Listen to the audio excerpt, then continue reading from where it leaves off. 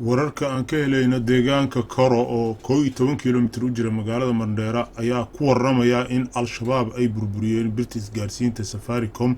oo deegaankaasi ku taalay, waxaana la soo sheegayaa in isgaarsiintu ay maqan tahay. al-shabaab ayaa weerar ku qaaday xarunta shirkadda Safaricom ay ku leedahay deegaankaas, balse waxay iska caabin kala kulmeen ciidanka KPR-ta oo la sheegay inay ilaalo ka ahaayeen xarunta.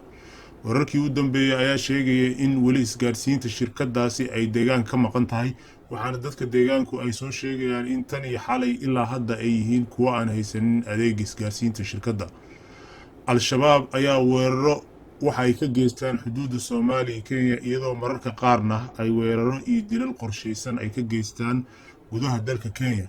waxaana dagaalamayaasha al-shabaab ay horay weeraro ugu qaadeen goobo waxbarasho oo ku yaala xuduudda iyo gudaha Kenya.